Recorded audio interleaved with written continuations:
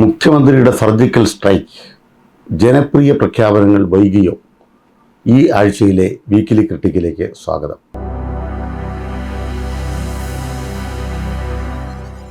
കേരള ചരിത്രത്തിൽ തന്നെ അപൂർവമായിരിക്കും ഒരു മുഖ്യമന്ത്രി 1 കോടി മനുഷ്യരെ നേരിട്ട് ബാധിക്കുന്ന സാമ്പത്തിക ആനുകൂല്യങ്ങളുടെ പ്രഖ്യാപനം തൻ്റെ മന്ത്രിസഭായോഗം കഴിഞ്ഞാൽ ഉടൻ ജനങ്ങളിലേക്ക് അത് എത്തിക്കാൻ മാധ്യമങ്ങളെ അഭിസംബോധന ചെയ്യുന്നത്. യഥാർത്ഥത്തിൽ കേരളത്തിലെ പ്രതിപക്ഷ നേതാക്കളുടെ ഓഫീസുകളിൽ നിന്ന് കൂട്ട നിലവിളിയാണ് അതിനുശേഷം ഉയർന്നത്. ഇത്രയേറെ വമ്പൻ പ്രഖ്യാപനങ്ങൾ. അതിനെക്കുറിച്ച് പ്രതിപക്ഷ നേതാക്കൾ പറയുന്ന വിമർശനത്തിൻ്റെ ഉള്ളടക്കം പൊതുവിൽ പരിശോധിച്ചാൽ സർക്കാരിന് കാലാവധി തീരാറായില്ലേ, ഇത് വൈകിയിരിക്കുകയല്ലേ, വൈകിയ പ്രഖ്യാപനങ്ങൾ തെരഞ്ഞെടുപ്പ് സ്റ്റണ്ടാണ്. ഇതാണ് യഥാർത്ഥത്തിൽ അവരുന്നയിക്കുന്ന വാദം. ഇതിൻ്റെ യാഥാർത്ഥ്യം എന്താണ് എന്ന് പരിശോധിക്കണം. വികസനം, ക്ഷേമം, മതനിരപേക്ഷത, 3 പില്ലറുകളിലാണ് 2016 മുതലുള്ള ഇടതുപക്ഷ ജനാധിപത്യ മുന്നണിയുടെ ഈ 2 ഗവൺമെൻറ്റുകളും അടിയുറച്ചു നിൽക്കുന്നത്. കേരള ചരിത്രത്തിലെ ഏറ്റവും വലിയ വികസനം നടന്ന കാലം പിണറായി സർക്കാരുകളുടെ കാലം, കിഫ്ബിയുടെ കാലം, 2016 മുതൽ 2026 വരെയുള്ള കാലം. ദേശീയപാതയും ഗെയിലും മലയോര പാതയും തീരദേശ പാതയും നമ്മുടെ ഗ്രാമീണ റോഡുകൾ ഉൾപ്പെടെ അത് കാണാം. കേരളത്തിലെ ഏതെങ്കിലും സ്കൂളുകൾ നന്നാക്കാൻ ബാക്കിയുണ്ടോ? ഏതെങ്കിലും ആശുപത്രികളിൽ ഇന്നുള്ളതിനേക്കാൾ സൗകര്യം വേണ്ടത് എവിടെയാണ്? 10 കൊല്ലത്തിനിടയ്ക്ക് പൊതു ആശുപത്രികൾ വന്ന മാറ്റങ്ങൾ എന്താണ്? പരിശോധനകൾ വന്ന മാറ്റം എന്താണ്? മെഡിക്കൽ വിദ്യാഭ്യാസത്തിൽ വന്ന മാറ്റം എന്താണ്? അമേരിക്കയ്ക്ക് മുമ്പിൽ കേരളത്തിൻ്റെ മികവുകൾ എത്തുന്ന വിധം ശിശുമരണ നിരക്കിലും മാതൃമരണ നിരക്കിലും കേരളമെത്തിയ ഉയരം എന്താണ്? ഇന്ത്യ രാജ്യത്തിൻ്റെ വിവിധങ്ങളായ സാമ്പത്തിക പഠനങ്ങളിലും മനുഷ്യ വിഭവശേഷിയുടെ പഠനങ്ങളിലും രാജ്യത്തെ ഗവൺമെൻറ്റുകളിൽ 1-ാം സ്ഥാനം കേരളത്തിനാണ് എന്ന് ആവർത്തിച്ച് വന്നുകൊണ്ടിരിക്കുന്ന ഒരു സന്ദർഭത്തിലാണ് നാം ഇത് ചർച്ച ചെയ്യുന്നത്. അതുകൊണ്ട് വികസന കാര്യത്തിൽ മുമ്പൊരു കാലത്തുമില്ലാത്ത വിധം കുതിച്ചു കയറിയ കേരളത്തെയാണ് നാം കാണുന്നത്.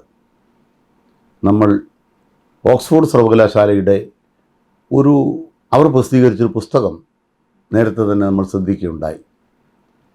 കേരള ഇന്ത്യാസ് മിറക്കിൾ സ്റ്റേറ്റ് എന്ന് പറഞ്ഞാൽ ക്ഷേമകാര്യങ്ങളിലൊക്കെ വളരെ മുന്നിൽ നിൽക്കുന്ന കേരളത്തിന് അതിൻ്റെ ഏറ്റവും പ്രധാനപ്പെട്ട കുറവുണ്ടായിരുന്നത് പശ്ചാത്തല സൗകര്യങ്ങളിലെ നിക്ഷേപത്തിൻ്റെ കുറവായിരുന്നു. എല്ലാ വീട്ടിലും വൈദ്യുതി എത്തിച്ച്, എല്ലാ ഇടങ്ങളിലേക്കും റോഡുകൾ വികസിപ്പിച്ച്, എല്ലായിടത്തും ഇൻ്റർനെറ്റ് സൗകര്യം എത്തിച്ചുകൊണ്ട്, ഡിജിറ്റൽ സാക്ഷരതയിലേക്ക് എത്തിച്ചുകൊണ്ട്, സർക്കാർ ഓഫീസുകളെ അഴിമതിരഹിതവും സ്മാർട്ടുമാക്കിക്കൊണ്ട് മറ്റ് വികസനങ്ങൾക്കൊപ്പം കേരളത്തിലെ LDF സർക്കാർ മുന്നേറുമ്പോൾ വികസന കാര്യത്തിൽ കേരളം നമ്പർ 1. അത് നവംബർ മാസം 1-ാം തീയതി അതിദാരിദ്ര്യമില്ലാത്ത കേരളത്തിലേക്ക് നാം കുതിച്ചു കഴിയുകയാണ്. 3 ലക്ഷം പേർ കൂടെ വീട് വെച്ച് കൊടുത്തു കഴിഞ്ഞാൽ ലൈഫ് പദ്ധതിയുടെ ഭവന നിർമ്മാണത്തിൻ്റെ ഭാഗമായി എല്ലാവർക്കും വീടുള്ള കേരളമായി നമ്മൾ മാറും. 2-3 കൊല്ലം കൂടി അതിന് കാത്തിരിക്കേണ്ടി വരും.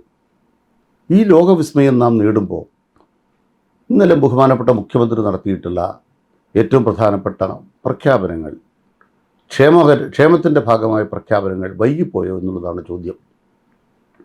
ഒന്നാമത്തെ കാര്യം, ഒരു സർക്കാരിന് 5 കൊല്ലക്കാലം പ്രവർത്തന കാലാവധിയുണ്ട്, 60 മാസം. ആ 60 മാസത്തിൽ 6 മാസം ബാക്കി നിൽക്കുന്നു. ഈ 6 മാസക്കാലം ബാക്കി നിൽക്കുമ്പോൾ 54 മാസങ്ങളിലും ഈ സർക്കാർ ഇപ്പോൾ ഏതെങ്കിലും കുടിശ്ശികയായി കിടപ്പുണ്ടോ എന്നുള്ളതാണ് പ്രധാനപ്പെട്ട ചോദ്യം. 1600 രൂപ പെൻഷൻ 62 ലക്ഷം വീടുകളിൽ എത്തിക്കുന്നത് മുടക്കമില്ലാതാക്കാൻ ശ്രമിച്ചു. ഇപ്പോൾ മുടക്കമില്ലാതായി.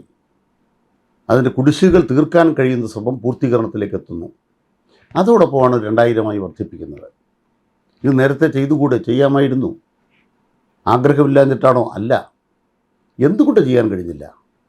ആ ചോദ്യം പിണറായിയോടല്ല ചോദിക്കേണ്ടത്, മോദിയോടാണ് ചോദിക്കേണ്ടത്. ആ ചോദ്യം ചോദിക്കാൻ പ്രതിപക്ഷത്തിന് അർഹതയുണ്ടോ എന്നുള്ളതാണ് ചോദ്യം. കഴിഞ്ഞ 4 കൊല്ലമായും കേരളത്തിലെ LDF പറഞ്ഞുകൊണ്ടിരിക്കുന്ന കാര്യം എന്താണ്? 2 മഹാപ്രളയങ്ങൾ നമ്മൾ കണ്ടു, 2018, 2019. ഇന്ന് ആരെങ്കിലും ഇത് ഓർക്കുന്നുണ്ടോ? ആ പ്രളയം തകർത്ത കേരളത്തിൻ്റെ പ്രളയാവശിഷ്ടങ്ങൾ ഇന്ന് കാണാൻ കഴിയുമോ? പുനർനിർമ്മിക്കുകയാണ് കേരളത്തെ. റീബിൽഡ് കേരള. ആ റീബിൽഡ് കേരള ഉജ്ജ്വല വിജയം നേടിയെന്നുള്ളതാണ് ഇന്ന് കാണുന്ന മഹാനേട്ടങ്ങളുടെ നെറുകയിൽ കേരളം നിൽക്കുന്നതിൽ അഭിമാനിക്കാൻ കഴിയുന്നൊരു പ്രധാനപ്പെട്ട കാര്യം. ഓഖി ദുരന്തമുണ്ടായി. ഇന്ന് മത്സ്യത്തൊഴിലാളികളെ പോയി കാണുമ്പോൾ നമുക്ക് തിരിച്ചറിയാൻ കഴിയുന്ന കാര്യം എന്താണ്? ആ മേഖലയിൽ വന്ന മാറ്റം, മുട്ടത്രയിൽ വന്ന ഫ്ലാറ്റുകൾ, ചെല്ലാനത്തെ കടൽ ഭിത്തി, എന്തെല്ലാം മാറ്റങ്ങൾ ആ മേഖലയിൽ ഉണ്ടായി മത്സ്യത്തൊഴിലാളി ജീവിതത്തിൽ. ഓഖിയുടെ ഓർമ്മകൾ പോലും ഇല്ലാത്ത വിധം കേരളത്തിൻ്റെ ആ മേഖലയെ ഇടതുപക്ഷ ജനാധിപത്യത്തിൽ മുന്നോട്ട് കൊണ്ടുപോയി. കോവിഡ് വന്നതോ? ലോകത്തെ എല്ലാ രാജ്യങ്ങളിലും കോവിഡ് ഉണ്ടായി. പക്ഷെ കോവിഡ് കാലത്തെ മടുപ്പിക്കുന്ന വീടിനകത്തുള്ള താമസത്തിൽ നിന്ന് പുറത്തിറങ്ങിയ മലയാളി കുതിച്ചു കയറിയ മലയാളിയായി മാറിയത് കോവിഡ് കാലത്ത് ഇടതുപക്ഷം നൽകിയ, ഈ ഗവൺമെൻറ് നൽകിയ മികവാർന്ന പിന്തുണയും ഇടപെടലും കൊണ്ടല്ലേ? നിപ്പ വൈറസ് വന്ന് നമ്മളെ വിഴുങ്ങാൻ വന്നപ്പോൾ അതിലും പ്രതിരോധത്തിൻ്റെ കോട്ട ഉയർത്തിയത് ഇടതുപക്ഷ ഗവൺമെൻറ് നേട്ടമല്ലേ? ഈ വൈതരണികളൊന്നും ഒന്നാം പിണറായി സർക്കാരിൻ്റെ കാലത്ത് നമ്മൾ അതിജീവിച്ച് രണ്ടാം സർക്കാരിൻ്റെ കാലത്തേക്ക് എത്തിയപ്പോൾ കുറച്ചു കാലം കൂടെ നിപ്പയും കോവിഡും ഒക്കെ നമ്മളുടെ വന്ന് വേട്ടയാടാൻ തുടങ്ങി. അതിനെ നമ്മൾ മറികടന്നു. രണ്ടാം പിണറായി സർക്കാരിനെ കടന്നാക്രമിച്ചത് കേന്ദ്രമാണ്. കേന്ദ്ര പദ്ധതി വിഹിതം വെട്ടിക്കുറയ്ക്കുക, കേന്ദ്ര പദ്ധതികൾ 60% തുക കേന്ദ്രം തന്നിരുന്നത് 75% തന്നിരുന്നത് 60% വെട്ടിക്കുറയ്ക്കുക. അതോടൊപ്പം തന്നെ കേന്ദ്രത്തിൽ നിന്ന് ഏറ്റവും പ്രധാനപ്പെട്ട പ്രത്യേകത, കേന്ദ്രാവിഷ്കൃത പദ്ധതികൾ കൂടുതൽ തടസ്സങ്ങൾ നിർമ്മിച്ചുകൊണ്ട് പണം വൈകിക്കുക. കുറേയേറെ നോക്കി കേരളത്തെ തകർക്കാൻ. നാം പോരടിച്ചു, നാം മുന്നേറി.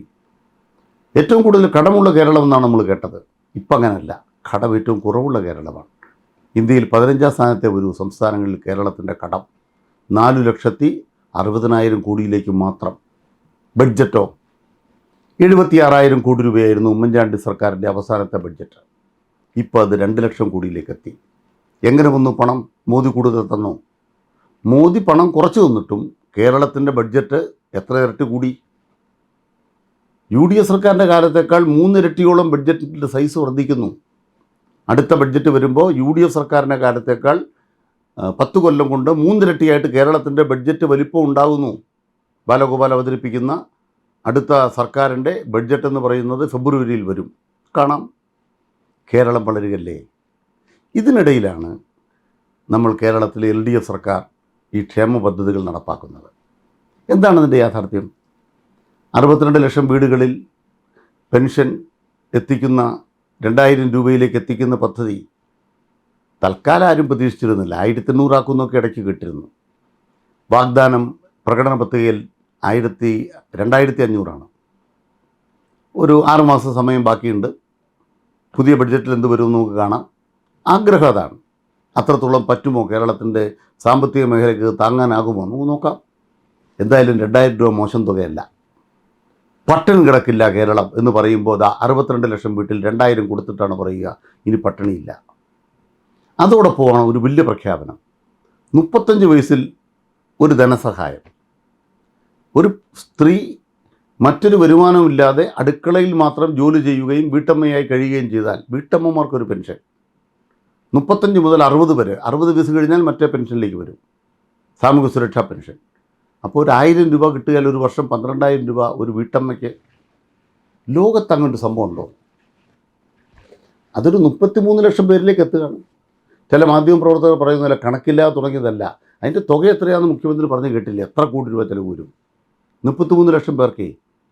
സ്ത്രീ ശാക്തീകരണത്തിൻ്റെ മഹാമാതൃകയായ കുടുംബശ്രീ, അതിൻ്റെ ADSകൾക്ക് ഒരു മാസം 1,000 രൂപ, ഒരു വർഷം 12,000 രൂപ. എന്തിനാണ് പണം? സ്ത്രീ ശാക്തീകരണത്തിന് ഉപയോഗിക്കാനാണ്. എങ്ങനെയാണ് കേരളത്തിൽ സ്ത്രീ ശാക്തീകരണം? ഇപ്പോൾ കുട്ടികൾ അവർ ഡിഗ്രി എടുത്തു. ഒരു കുട്ടി ഇപ്പോൾ ഡിഗ്രി 20-21 വയസ്സിൽ പൂർത്തിയാവും, 22 കണക്കാക്കും. അത് കഴിഞ്ഞവർ ഒരു ബ്രിഡ്ജിങ് കോഴ്സിന് പോയി, ജോലി കിട്ടാൻ വേണ്ടി ഒരു നൈപുണി പഠനത്തിന് പോയി. 1,000 രൂപ മാസം ആ കുട്ടിക്ക് ഇരിക്കട്ടെ. ആ കുട്ടിക്ക് ജോലി കിട്ടുന്നവരെ 1,000 രൂപ സ്റ്റൈഫൻഡ് നിശ്ചിത കാലത്തേക്ക് കൊടുക്കുന്നൊരു പദ്ധതി ലോക മാതൃകയല്ലേ? ഏത് മേഖലയിലും പോയി പുതിയ നൈപുണ്യ വികസന കോഴ്സുകളിലേക്ക് എത്തിക്കാം. ഇതാണ് കേരളത്തിലെ LDF സർക്കാർ ചെയ്യുന്നത്. അതോടൊപ്പമാണ് കേന്ദ്രാവിഷ്കൃത പദ്ധതികൾ. ഇപ്പോൾ ആശാസമരം നടന്നു. ആശാസമരത്തിൽ പങ്കെടുക്കുന്ന വളരെ ചുരുക്കം സഹോദരിമാരുണ്ട്. SUC ആണ് അതിന് നേതൃത്വം. UDF അതിന് പണം കൊടുക്കുന്നുണ്ട്, പിന്തുണയ്ക്കുന്നുണ്ട്. അത് അവരുടെ രാഷ്ട്രീയ കാര്യമാണ്. എല്ലാ കൊല്ലവും 1000 രൂപ വെച്ച് ഏതാണ്ട് കൂട്ടിയിട്ടുണ്ട്. ഇന്ന് ഓണററി 8000 രൂപയായി. ഇതോടൊപ്പം മറ്റ് ആനുകൂല്യങ്ങൾ വരുമ്പോൾ സംസ്ഥാന സർക്കാർ തന്നെ ഒരു ആശാപ്രവർത്തകയ്ക്ക് 11,000 രൂപ തരും. അതാണ് വ്യവസ്ഥ. ബാക്കി രൂപയെ കേന്ദ്രത്തിൻ്റെ ഉള്ളൂ. കേന്ദ്രത്തിൻ്റെ വക 2000 3000 രൂപ അല്ലാണ്ട് കിട്ടാറില്ല, കൊടുക്കാറില്ല. ഇപ്പോൾ എന്താ യാഥാർത്ഥ്യം? കേന്ദ്ര സർക്കാർ വർദ്ധിപ്പിച്ചിട്ടില്ലെങ്കിലും പിണറായി സർക്കാർ എല്ലാ കൊല്ലവും വർദ്ധിപ്പിച്ചു വന്നു. നമ്മളത് ഇപ്പോൾ ഒരു 8000ത്തിലേക്ക് എത്തിച്ചിട്ടുണ്ട്. ആശാപ്രവർത്തകർക്ക് മാത്രം കൂട്ടിക്കൊടുത്താൽ മതിയോ? അംഗനവാടി ടീച്ചർമാർ ഹെൽപ്പർമാരും ഇല്ലേ? അവരുടെ എണ്ണം 10,66,000 വരുവേ. ആശാപ്രവർത്തകരുടെ എണ്ണം 25,000. മറുഭാഗത്ത് അംഗനവാടി വർക്കർമാർ ഹെൽപ്പർമാർ 66,000 പേരുണ്ട്. ഈ രണ്ട് വിഭാഗങ്ങളും നമ്മുടെ സമൂഹത്തിലെ ഏറ്റവും അടിസ്ഥാനപരമായി കഷ്ടപ്പെടുന്ന ഒരു സമൂഹത്തിൽ നിന്നും ഉയർന്നു വന്നവരാണ്. അവർക്കിടയിൽ വിവേചനം പാടുണ്ടോ? അംഗനവാടിക്കാർക്കും ഹെൽപ്പർമാർ വർക്കർമാർ 1000 രൂപ വെച്ച് കൂടെ വർദ്ധിപ്പിച്ചു. പിന്നെ നിരവധിയായ പെൻഷൻ കുടിശ്ശികൾ ഉണ്ടായിരുന്നത്. ഉദാഹരണമായിട്ട് നിർമ്മാണ തൊഴിലാളി പെൻഷനായിരുന്നു കുടിശ്ശിക. നമ്മുടെ കെട്ടിട നിർമ്മാണത്തിൻ്റെ ഭാഗമായി കിട്ടേണ്ടിയിരുന്ന തുക പിരിച്ചെടുക്കാൻ കഴിയാതെ വന്നപ്പോൾ പ്രതിസന്ധി വന്നു. 1,000 കോടി രൂപയുടെ കുറവുണ്ട്. അത് വായ്പ എടുത്തിട്ട് ഈ 6 മാസം കൊണ്ട് കൊടുത്തു തീർക്കും. അത് കഴിഞ്ഞാലോ നമ്മുടെ ഇപ്പം തന്നെ കെട്ടിട നിർമ്മാണ സെസ്സിൻ്റെ ഒരു ഭാഗത്തിൽ നിന്ന് വരാൻ തുടങ്ങുന്നതോടുകൂടി ആ കടവും തിരിച്ചു കിട്ടും. ഏറ്റവും പ്രധാനപ്പെട്ട നേട്ടം കർഷകരെ ചേർത്ത് പിടിച്ചല്ലേ. 250 രൂപയായി നമ്മുടെ റബ്ബറിൻ്റെ തറവില ഉയർത്തണമെന്നാണ് LDFൻ്റെ പ്രധാനപ്പെട്ട ആവശ്യം. അതിനൊരു ഭാഗം കേന്ദ്രം തരണം. കാരണം എന്താണ്? ഇത് നാണ്യവിളയാണ്. ഇതിൻ്റെ നിയന്ത്രണം റബ്ബർ ആക്ട് എന്ന് പറയുന്ന കേന്ദ്രത്തിൻ്റെ നിയമമാണ്. അവരാണ് ചുമതലക്കാർ. റബ്ബറിൻ്റെ ഇറക്കുമതി കയറ്റുമതി നികുതി തീരുമാനിക്കുന്നതും അത് കിട്ടുന്നതും കേന്ദ്രത്തിൻ്റെ കയ്യിലാണ്. അപ്പം നമുക്ക് എന്ത് ചെയ്യണം? ആ കർഷകർക്ക് കൊണ്ടൊരു ചില്ലി കാശ് കൊടുക്കുമോ? കേന്ദ്രം തരൂല. തന്നിട്ടില്ലെങ്കിലും 2000 രൂപയിലേക്ക് എത്തിക്കാൻ LDF സർക്കാർ ശ്രമിക്കുകയാണ്. നെല്ല് വിലയോ? മോദിയുടെ 23 രൂപ.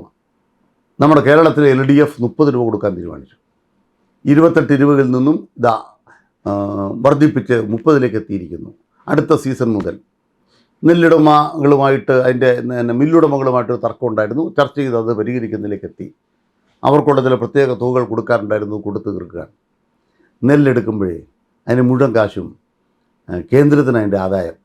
നെല്ലും കൊണ്ട് കുത്തിക്കഴിഞ്ഞാൽ 68 കിലോ അരി വെച്ച് മോദി അളന്നെടുക്കും. എന്നിട്ട് ഈ 23 രൂപ കിട്ടുകയുള്ളൂ. അല്ലെങ്കിൽ 2300 രൂപ കിട്ടും. പക്ഷേ 2300-നോടൊപ്പം ഒരു 700 രൂപ പിണറായി സർക്കാർ ഇട്ടാലേ 3000 ആവും. ആ 700 രൂപ ഇടുമ്പോൾ പിണറായി സർക്കാരിന് എന്തെങ്കിലും കിട്ടുന്നുണ്ടോ? ഒന്നും കിട്ടുന്നില്ല. എന്നിട്ട് കേരളത്തിലെ വലതുപക്ഷ മാധ്യമങ്ങൾ നെൽകൃഷിക്കാർക്ക് വേണ്ടി സർക്കാർ ചെയ്തത്, റബ്ബർ കൃഷിക്കാർക്ക് വേണ്ടി സർക്കാർ ചെയ്തത്, ഇതൊന്നും നോക്കാൻ അവർക്ക് നേരെയില്ല. കണക്ക് കൂട്ടിയപ്പോൾ ഈ റോഡ് വികസനത്തിലും അതുപോലെ മറ്റ് മേഖലകളിലുമൊക്കെ ഏതാണ്ട് ഒരു 3000 കോടി രൂപയുടെയാണ് നമ്മുടെ കുടിശ്ശിക വന്നത്. ബില്ല് കൊടുക്കാൻ കുടിശ്ശികയുണ്ട്. സാധാരണഗതിയിൽ മാർച്ച് ആകുമ്പോൾ കുറച്ചുകൂടെയൊക്കെ കുഞ്ഞു കൂടാറുണ്ട്. അതും കൊടുത്തു തീർക്കാൻ തീരുമാനിച്ചു. കുടിശ്ശിക ഉണ്ടാവില്ല. പഞ്ചായത്തുകൾക്ക് കൃത്യമായിട്ട് പണം കൊടുത്തുകൊണ്ടിരിക്കുകയാണ്. അപ്പോൾ എന്താണ് കൃത്യമായിട്ട് പറയാൻ കഴിയുന്നത്? കോൺട്രാക്ടർമാർക്ക് കുടിശ്ശിക ഉണ്ടാവില്ല. അവർക്ക് പുതിയ പദ്ധതികൾ ഏറ്റെടുക്കാം. കേരളത്തിൻ്റെ അകത്ത് ചെറിയ നേട്ടങ്ങളാണോ ഈ പദ്ധതിയുടെ ഭാഗമായിട്ട് വരുന്നത്? കരാറുകാരെ സഹായിക്കുക എന്നുള്ളത് പുതിയ പദ്ധതികൾ ഏറ്റെടുക്കുമ്പോൾ ടെൻഡർ ഏറ്റെടുക്കുന്നവർക്ക് ആ പദ്ധതികൾ പണി പൂർത്തിയാക്കിയിട്ട് പണം കൊടുക്കാൻ ആവശ്യമാണ്. കിബിയുടെ ചിലവ് ഏതാണ്ട് 40,000 കോടി കവിയാണ്. 1 ലക്ഷം കോടി രൂപയുടെ പദ്ധതി അവർ ആവിഷ്കരിച്ചിട്ടുണ്ട്. അത് പൂർത്തിയാകേണ്ട 4-5 കൊല്ലം കൂടെ എടുക്കും. പക്ഷേ ഒരു 40,000 കോടി രൂപയുടെ പണി നടന്നും കഴിഞ്ഞു. ബാക്കി സർക്കാർ തുടർച്ചയായിട്ട് ആ പണി പൂർത്തിയാക്കുമ്പോൾ ഈ കാലങ്ങളിലെല്ലാം അത് വർക്ക് നടന്നുകൊണ്ടിരിക്കും. ഇങ്ങനല്ലേ നവകേരളം ഉണ്ടാകുന്നത്? ഇങ്ങനെയല്ലേ പുതിയ വികസന മാതൃക ഉണ്ടാകുന്നത്? എല്ലാവരെയും ചേർത്ത് പിടിക്കാൻ സർക്കാർ ശ്രമിക്കുമ്പോൾ അതിൻ്റെ ഭാഗമായി വന്ന മികവാർന്ന മാറ്റങ്ങളാണ്, നേട്ടങ്ങളാണിത്. ഇതൊക്കെ പ്രതിപക്ഷത്തിന് താങ്ങാനാവില്ല. മലയാളത്തിലെ വലതുപക്ഷ മാധ്യമങ്ങൾക്കും താങ്ങാനാവില്ല. PM ശ്രീ എന്നൊക്കെ പറഞ്ഞ് സർക്കാരിനെ ആക്രമിക്കാൻ കുറേ പേര് നോക്കി. ഇത് പ്രഖ്യാപിച്ചപ്പോൾ അവർ പറയുകയാണ്, അയ്യോ PM ശ്രീ നടപ്പാക്കാൻ തയ്യാറായതിന് കാരണം എന്താണെന്ന് വെച്ചാൽ പണം ഇല്ലാത്തതുകൊണ്ടാണ്. എന്നിട്ടോ 10,000 കോടി കൊടുക്കാൻ പിണറായിക്ക് ഇപ്പോൾ പണമുണ്ട്. അപ്പോൾ മുമ്പേ പറഞ്ഞ കള്ളവല്ലേ? എന്തൊരു ന്യായങ്ങളാണ്. നരേന്ദ്രമോദി സർക്കാർ PM ശ്രീ പദ്ധതി നടപ്പാക്കുന്നതിനോട് LDF എതിരാണ്. CPM CPI എല്ലാം ഒരുമിച്ചെതിരാണ്. ഇത് കേരളത്തിന് ഗുണകരമല്ല എന്നുള്ളത് ഞങ്ങളുടെ പണ്ടത്തെ അഭിപ്രായമാണ്, ഇപ്പോഴും അഭിപ്രായമാണ്. പക്ഷേ കേന്ദ്രം എന്താ ചെയ്തത്? ആ PM ശ്രീ പേരിട്ടൊരു പദ്ധതിയുടെ പേരിൽ ചില കാര്യങ്ങൾ ചെയ്തിട്ടില്ലെങ്കിൽ നിങ്ങൾക്ക് തരേണ്ട ബാക്കി കാശ് കൂടെ തരത്തില്ല. തരണ്ട, ഞങ്ങൾക്കതില്ല എന്ന് വേണം പറയാം. അങ്ങനെ വരുമ്പോൾ ഉണ്ടാകുന്ന ആ ബാധ്യത ആര് വീട്ടും? പല മേഖലകളിലും പണം കൊടുക്കണ്ടേ? ഈ പണം കൂടെ വിദ്യാഭ്യാസ മേഖലയിലേക്ക് സംസ്ഥാന സർക്കാർ മാത്രം കൊടുത്താൽ മതിയോ? 25,000 കോടി രൂപയുടെ ചിലവാണ് വിദ്യാഭ്യാസ മേഖല ഒരു വർഷം, സാറന്മാരുടെ ശമ്പളം അടക്കം. PMCയിലൂടെ കിട്ടുന്ന കാശ് 150 കോടി. 25,000 കോടി ചിലവാക്കുന്ന പിണറായി സർക്കാരിനാണോ 150 കോടി വലിയ തുക? ആ തുകയ്ക്കല്ലെന്നേ. ആ മേഖല നടക്കേണ്ട മറ്റു കാര്യങ്ങൾക്ക് കേന്ദ്രം തരേണ്ട പണം തരാതിരിക്കുന്ന കുതന്ത്രം പ്രയോഗിച്ചപ്പോൾ അതിനെ മറികടക്കാൻ കേന്ദ്രത്തിൻ്റെ ഈ കാവുവൽക്കരണമൊന്നും ഇല്ലാത്ത പുതിയത് കൊണ്ടുപോകാൻ പറ്റുമെന്നൊരു പരിശോധന ഉന്നത വിദ്യാഭ്യാസ മേഖല നടത്തിയ പോലെ നമ്മൾ നടത്തുകയാണ്. അത് അല്പം കൂടെ പഠിച്ചിട്ട് മതിയും തീരുമാനിച്ചു. പഠിച്ചിട്ട് മതി. അതിൽ ഇടതുപക്ഷവും അതിൻ്റെ പ്രത്യയശാസ്ത്രവും അതിനോട് സന്ധിയും അങ്ങനെ പ്രശ്നങ്ങൾ ഉദിക്കുന്നില്ലെന്നേ. മോദി സർക്കാരിനെതിരായ പോരാട്ടത്തിൽ എങ്ങനെ വേണം എന്നതിനെക്കുറിച്ച് LDF തർക്കം വന്നു. തർക്കത്തിനിപ്പോൾ ഒരു പരിഹാരമായി. പരിഹാരം ഇതാണ്, അത് പഠിച്ചിട്ടേ മുന്നോട്ട് പോകുന്നുള്ളൂ, മതി. അതുവരെ ഈ സ്കൂളുകളിൽ തടസ്സം വന്നാലോ, പല സ്ഥലങ്ങളിലും എന്തെങ്കിലും കിട്ടാൻ താമസിച്ചാലോ, കോൺഗ്രസ്സുകാർക്ക് പണ്ടത്തെ പോലെ മറിയച്ചേടത്തിയായിട്ട് ചട്ടിയായിട്ട് വരാൻ പറ്റത്തില്ല കേട്ടോ. നാട്ടുകാർക്ക് ഈ കാര്യം മനസ്സിലായി. PM-ശ്രീ പദ്ധതിയുടെ പേരിൽ ഉണ്ടായ വിവാദം വലതുപക്ഷത്തിൻ്റെ മുഖം തകർത്തു. ഒന്ന്, അടിയന്തരാവസ്ഥയാണ് പ്രതി. അടിയന്തരാവസ്ഥയിൽ വിദ്യാഭ്യാസം കൺകറന്റ് ലിസ്റ്റിൽപ്പെടുത്തിയവർ എല്ലാം ഉത്തരവാദികളാണ്. പ്രതികൾ CPM അല്ല, LDF അല്ല. രണ്ടാമത്തെ കാര്യം എന്താണ്? കേന്ദ്ര സർക്കാർ കേരളത്തോട് ഈ ദ്രോഹം കാണിക്കുന്നു, അടിച്ചേൽപ്പിക്കുന്നു. നാട്ടുകാർക്ക് ബുദ്ധിയായി. 3, അത് ഏറ്റെടുക്കാത്തതിൻ്റെ പേരിൽ മറ്റു പദ്ധതികളിലും പണം മുടക്കുന്നു. ഇത് നാട്ടുകാർക്ക് ബുദ്ധിയായി. നാലാമത്തെ എന്താണ്? ഇതെല്ലാം ഉണ്ടായിട്ടും കേരളത്തിനോടൊപ്പം കോൺഗ്രസ് നിൽക്കുന്നില്ല. പിന്നെ ഇവർക്ക് എന്തിനാണ് വോട്ട് ചെയ്യുന്നത്? ഈ ബോധ്യമാണ് ഇടതുപക്ഷ ജനാധിപത്യത്തിനുള്ള ബോധ്യം, ജനങ്ങളുടെ ബോധ്യം. അതുകൊണ്ട് പറയട്ടെ, നവംബർ 1 കേരളം. വർഗീയവാദികൾ കേട്ടോണം കേട്ടോ, മതരാഷ്ട്രീയക്കാർ കേട്ടോണം. ഇതാ കേരളത്തിൽ എല്ലാ ഹിന്ദുവിനും വീടുണ്ട് എന്ന് ഞങ്ങൾക്ക് പറയാൻ 3 കൊല്ലം കൂടെ വേണം. പക്ഷേ ഒരു ഹിന്ദുവും പട്ടിണി കിടക്കാത്ത ഇടം കേരളം മാത്രം ഇന്ത്യയിൽ. ഒരു ക്രിസ്ത്യാനിയും ഒരു മുസ്ലിമും പട്ടിണി കിടക്കാത്ത ഇന്ത്യയിൽ ഒരിടം കേരളം മാത്രം. ഞങ്ങൾ മനുഷ്യരെയാണ് കണ്ടത്. മനുഷ്യർക്കാണ് പട്ടിണി. മനുഷ്യരുടെ പട്ടിണി പരിഹരിക്കാൻ ഇടതുപക്ഷ ജനാധിപത്യത്തിനുണ്ടെങ്കിൽ കഴിയുന്നു. അതുകൊണ്ട് നവംബർ 1 കേരളപ്പിറവി എന്ന് പറയുന്നത് നവകേരളപ്പിറവിയുടെ ഒരു പുതിയ കാലമാണ്. ആ കാലത്തേക്ക് ഇതാ കേരളം പോകുന്നു എന്നതിൻ്റെ അഭിമാനകരമായ സ്ട്രൈക്കാണ്. വലതുപക്ഷ ശക്തികൾ അവർ ചിന്തിക്കുന്നതിനപ്പുറമുള്ള കടന്ന ആക്രമണമാണ് ഇടതുപക്ഷ ജനാധിപത്യത്തിനുണ്ടെങ്കിൽ വേണ്ടി മുഖ്യമന്ത്രിയും ക്യാബിനറ്റും ചേർന്ന് നടത്തിയത്. അത് മുന്നോട്ട് പോകും. നവകേരളം മുന്നോട്ട്. നന്ദി.